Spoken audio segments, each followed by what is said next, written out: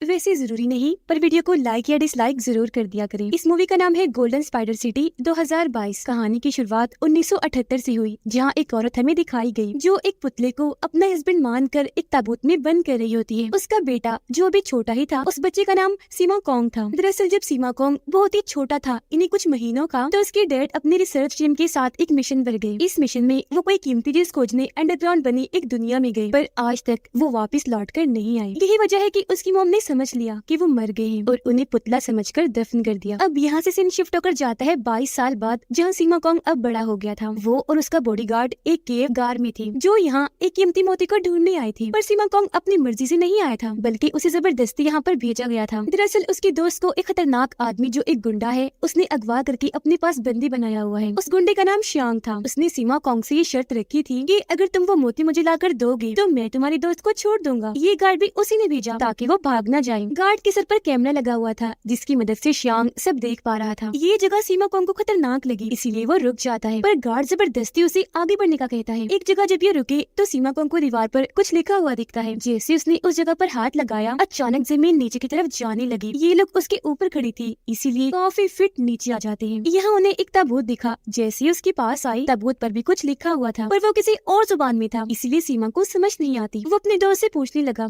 तब उसकी दोस्त ने पढ़कर बताया कि ये ताबूत सबसे पुरानी राजा का है, जो 1000 साल पुराना है और इसके अंदर ही वो मोती है। अब उसकी दोस्त काफी सारी जुबानों के बारे में जानती थी, इसीलिए वो इसे पढ़ पाई। अब जैसे ही सीमा कॉन्ग और गार्ड ताबूत खोलते हैं, तो तभी यहाँ एक स्पाइडर मॉन्स्टर आ जाता है। एक ऐसा मॉन्स्टर जो था तो मकड़ी ही, लेकिन उसका साइज बहुत ही बड़ा था, काफी खतरनाक दिख रहा था। वो कीमती मोती भी उसके गले में ही था। आते ही वो सीमा पर हमला कर देता है, एकदम कूद कर आया। तब उसे देखकर वो भी एकदम अलर्ट हो गया और अपना नुकीला रॉड लेकर उसका सामना करने लगा। सीमा बार बार उसके मुंह पर वार कर करके रोक रहा था, पीछे धकेल रहा था, पर स्पाइडर मॉन्स्टर इतना खतरनाक था कि उसे कुछ हो ही नहीं रहा था। वो तो बस बार बार हमला ही किए जा रहा था। ये देखकर बॉडीगार्ड उस पर अंधाधुंध गोलियां चलाता है, जिससे स्पाइडर मॉन्स्टर को गुस्सा आ गया। अपनी ताकत से वो जाल बनाकर गार्ड को उसमें लपेट देता है, फिर ऐसे निगल कर गार्ड को मार देता है। फिर वो चीजें उठा कर सीमा पर फेंक फेंक के मारता है। लेकिन यहाँ सीमा को समझ लग गई थी कि इसका खात्मा कैसे करना है। उसने अपना रॉड मजबूती से पकड़ लिया। जैसे स्पाइडर मॉन्स्टर उस पर हमला करने के लिए आया, सीमा ने अपनी नोकदार रॉड से उसका सर ही उड़ा दिया। लेकिन हैरत, इससे भी स्पाइडर की मौत नहीं हुई, बस उसके सर से जहर निकलने लगा। फिर उसके अंदर से एक इंसानी जिस्म बाहर निकल आया, जो बहुत ही डरावना लग रहा था, और अब वो दोबारा से सीमा पर हमला कर देता है। स्पाइडर की टांगे और वो इंसानी जिस्म दोनों ही सीमा को पकड़ने की कोशिश कर रही थी, लेकिन सीमा दीवार पर से कूदकर रॉड को स्पाइडर के सर में घुसा देता है, जिससे अब जाकर उसकी मौत हो पाती है। उसके मरते ही इंसानी जिस्म का भी खात्मा हो गया। स्पाइडर मॉन्स्टर को ढेर करते ही सीमा उसके गले से वो मोती हासिल कर लेता है, जिसके लिए वो आया था। वापिस आकर ये मोती वो श्यांग को देता है।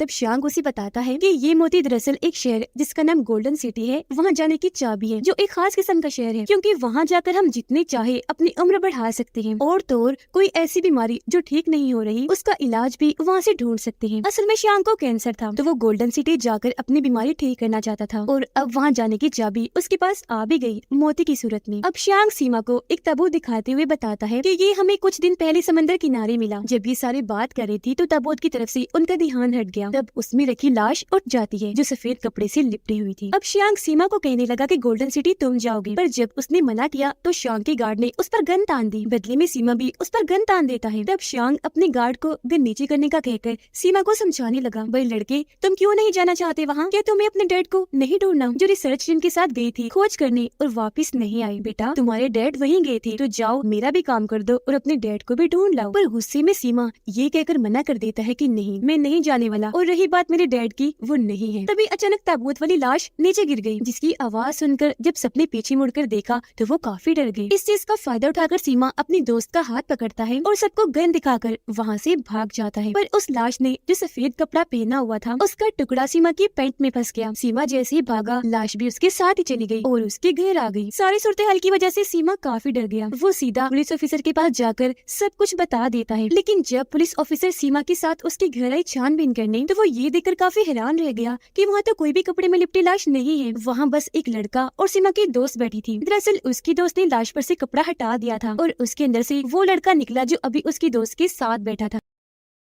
पुलिस ऑफिसर को देखकर उसकी दोस्तों से अपनी बातों में लगाने लगती है कि वो क्या है ना, सीमा का दिमाग थोड़ा खराब है, इसीलिए ये ऐसी बातें कर रहा है, तो इसकी बातों पर ध्यान मत दीजिए। ये कहकर वो ऑफिसर को अपने साथ ले गई, उसे वापस भेज देती है। जिसके बाद सीमा अपनी दोस्त से पूछने लगा वो लाश कहाँ है और ये आदमी कौन है। यहाँ वो सच बता देती है कि जब मैंने लाश के जिस्म से सफेद कपड़ा हटाया तो अंदर से ये आदमी निकला। अब वो आदमी घर में सीमा और उसकी मॉम की तस्वीरें देखकर काफी हैरान हुआ। तस्वीर को वो सीमा से मिलाकर देखने लगा और उसे बताता है कि तुम मेरी बेटी हो, मैं खोज करने गया था, मुझे सब याद है, तुम मेरी बेटी, मैं तुम्हारा बाप हूँ। ये सुनकर सीमा को गुस्सा आ गया, वो उस आदमी के पीछे पड़ जाता है, चीजें फेंक फेंक कर उसे मारने लगा। कहता है कि बकवास मत करो, मेरी डैड नहीं है क्योंकि वो मर चुके हैं। उनकी बातों के दौरान ही सीमा की दोस्त बेहोश होकर गिर जाती है। जब ये दोनों उसके पास आकर देखते हैं तो इन्हें पता चला कि जब ये श्याम के कब्जे में थी तो उस वक्त श्याम ने इसे जहरीली दवाई खिलाई, जिस वजह से दोनों काफी परेशान हो गई, क्योंकि अगर उसे 7 दिन तक जहर का एंटीडोट यानी जहर खत्म करने वाली दवाई ना दी गई तो वो मारी जाएगी। तो अब सीमा अपनी दोस्त की जान बचाने के लिए गोल्डन सिटी जाने के लिए तैयार हो जाता है, क्योंकि श्याम यही चाहता था। वो आदमी सीमा को कहने लगा मैं वहाँ गोल्डन सिटी जा चुका हूँ, सारा रास्ता मुझे मालूम है, तो मैं तुम्हें वहाँ ले जाऊंगा। जिसके बाद हम इन तीनों को एक उड़ते हुए शिप में देखते हैं, क्योंकि ये अंडरग्राउंड दुनिया में जा रहे थे जहाँ गोल्डन सिटी है। यहाँ सीमा की दोस्त उस आदमी से पूछने लगी कि आप ताबूत में कैसे बंद हो गए थे, तो वो बताता है कि 1978 में मैं अपने प्रोफेसर और साइंटिस्ट की टीम के साथ गोल्डन सिटी गया था। जब हम खोज कर रहे थे तो हमारे ऊपर एक जायंट स्पाइडर मॉन्स्टर ने हमला कर दिया, जिसका साइज बहुत ही बड़ा था। उसके बड़े बड़े खतरनाक जाले थे जो उसने चारों तरफ फैला दिए हमें पकड़ने के लिए। जाले इतने मजबूत थे कि उनकी मदद से वो भारी चीजें भी उठा पा रहा था। मैं जब उसके जाले काट रहा था तो जायंट स्पाइडर ने मुझ पर वार करके दूर फेंक दिया। मैं सीधा ताबूत के अंदर आके गिरा। वो ताबूत उड़ने वाला था, उसमें जैसे ही आग जली वो वहाँ से उड़ गया और मैं यहाँ आ गया। जब ये सारी बातें वो लड़की को बता रही थी कि तब यहाँ सीमा आ जाता है। उसे आदमी की बातों पर यकीन नहीं था।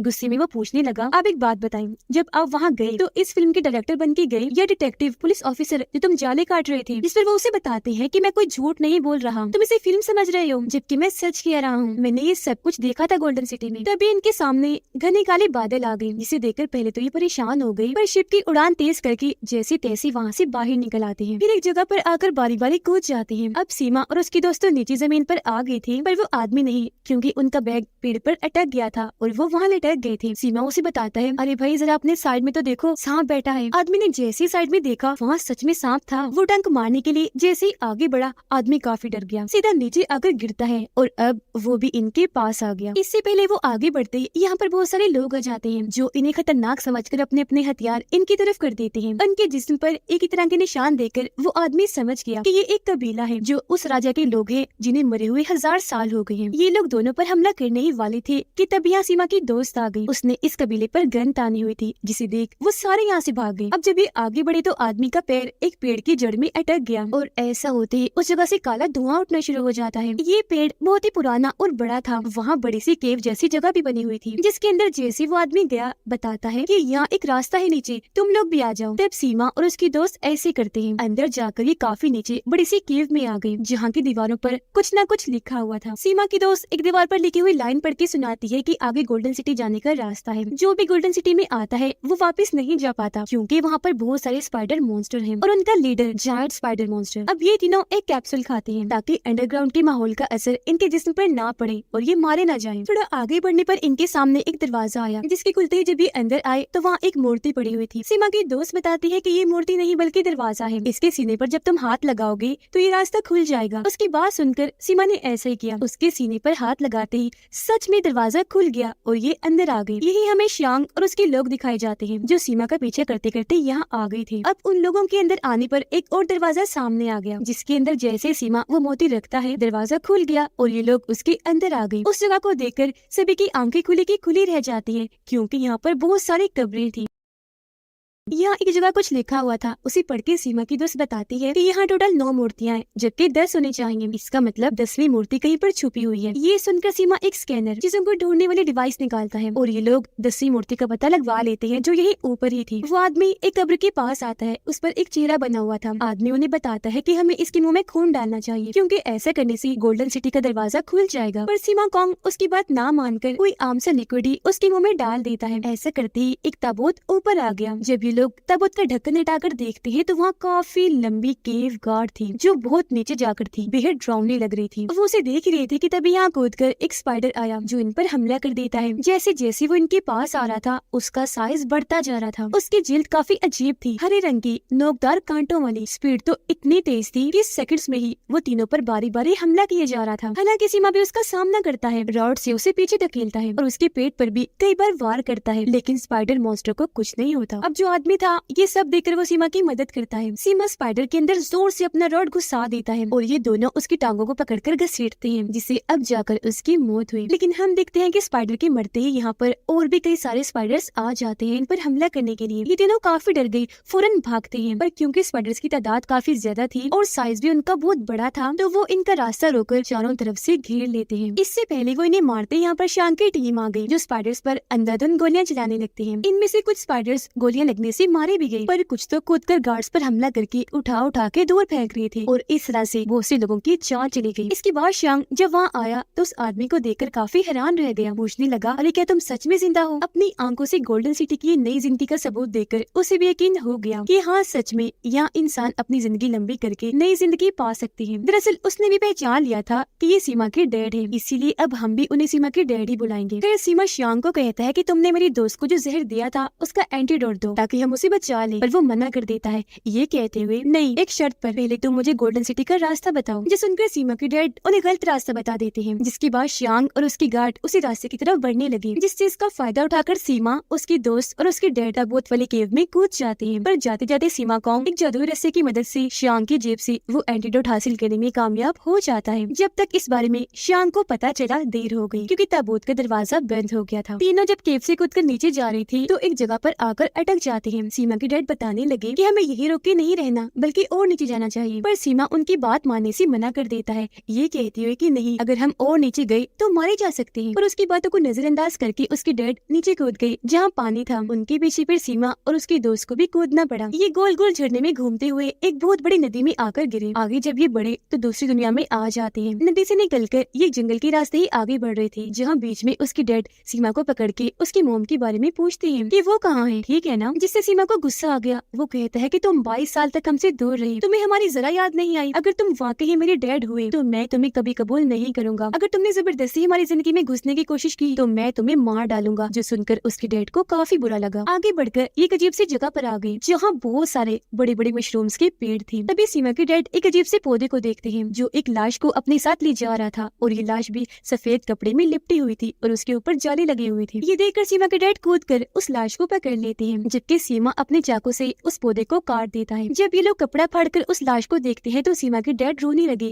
कहते हैं कि ये तो हमारे प्रोफेसर की लाश है। तब ये बड़ा ही अजीब नजारा देखते हैं। दरअसल वहाँ पर बहुत सारी लिपटी लाशें थी जिनके ऊपर मकड़ियों की जाली लगी हुई थी और वो अजीब पौधा जो सांप जैसा दिख रहा था सारी लाशों को अपने साथ जमीन के अंदर ले जा रहा था। इतनी ही देर में यहाँ शांग और उसके गार्ड्स आ गए। वो इन तीनों को गन पॉइंट पर पकड़कर बंदी बना लेते हैं। वो बस मारने ही वाले थे कि तभी इन पर ऊपर से उन खतरनाक पौधों का हमला हो जाता है। इस पौधे की बहुत सारी शाखें थी जिनका मुंह बिल्कुल सांप जैसा लग रहा था। वो सभी गार्ड को उठा कर मारते जा रहे थे। ऐसा लग रहा था जैसे इन पौधों में जान हो।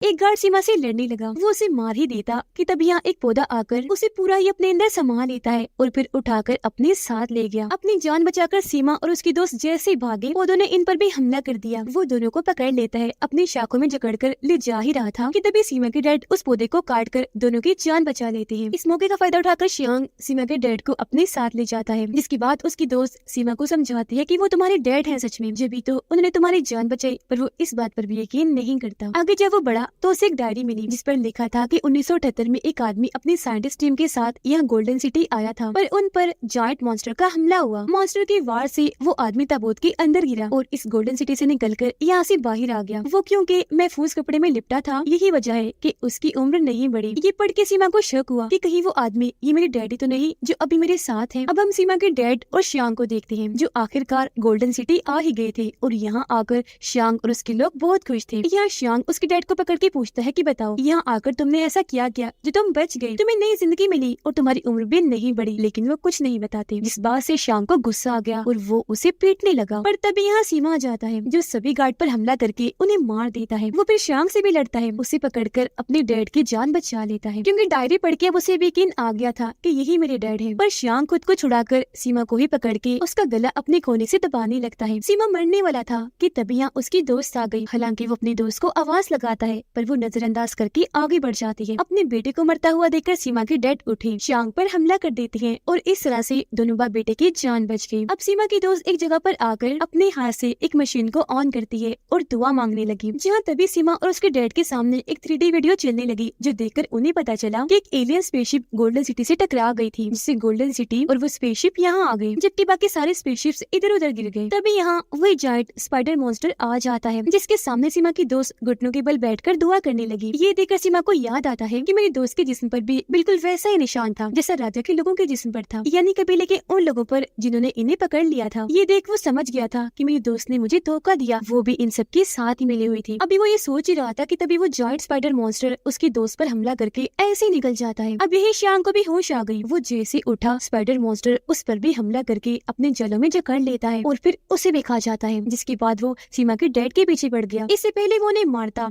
सीमा उनसे लड़ने लगा, जिससे उसके डैड दूर जाकर गिरे और जायंट स्पाइडर भी एलियन स्पेसशिप में अटक गया। पर वो दोबारा से बाहर निकलकर सीमा के डैड पर हमला कर देता है। इस बीच उसके डैड नुकीले हथियारों वाली रस्सी से मॉन्स्टर को फंसाने के लिए ट्रैप जाल बिछाते हैं। उस ट्रैप की तरफ जैसे सीमा को आया, मॉन्स्टर भी पीछे आ जाता है और जोर से एलियन शिप से टकरा जाता है, जिससे वहाँ धमाका हो गया क्योंकि एलियन शिप तबाह हो गई थी। इस जगह का खात्मा होते देखकर सीमा के डैड उसे एक ताबूत में बंद कर देते हैं और एक तस्वीर देते हैं। पूछने लगे, मेरी बेटी तुम तो मुझे मिल गई हो, बताओ तुम्हारी मॉम कैसी है? तभी यहाँ सीमा बताता है कि आपके जाने के बाद हमने आपको बहुत ढूंढा, पर जब आप नहीं मिले तो मॉम ने आपकी सारी तस्वीरें दफन कर दी। उन्होंने सोचा आप मर गई तो एक ताबूत के अंदर एक पुतले को आपकी लाश समझकर दफन कर दिया, जिसके बाद मॉम की भी मौत हो गई। ये सुनकर उसके डैड को बहुत दुख हुआ, पर वो गोल्डन सिटी की तार को निकाल देते हैं, जिससे ताबूत उड़कर यहाँ से बाहर निकल गया। स्पाइडर मॉन्स्टर ने उसके डैड पर हमला करके जान से मार दिया, जिसके बाद इस पूरी जगह पर काफी बड़ा धमाका हो जाता है और सब खत्म होते ही जायंट मॉन्स्टर भी मारा जाता है। जिसके बाद हमें एक शिप दिखाई जाती है, उसमें एक ग्रुप था, वो लोग गेम खेल रहे थे। तभी उन्हें पानी में एक ताबूत दिखता है, जिसे वो शिप के अंदर ले आते हैं। ताबूत को खोलने पर उसके अंदर से सीमा निकलता है, जो बिल्कुल सही सलामत था। लेकिन ताबूत के खुलते उसकी नींद खुल गई। वो पूछता है कि इस वक्त कौन सा साल चल रहा है, तो वो लोग उसे बताते हैं कि इस वक्त सन 2010 चल रहा है, जिसका मतलब था कि फिर से कहानी में काफी साल गुजर गए और वो टाइम सीमा ने भी अपने डैड की तरह ताबूत के अंदर रहकर गुजारा और उसकी उम्र नहीं बढ़ी। और इसी के साथ ये फिल्म इधर ही खत्म हो जाती है।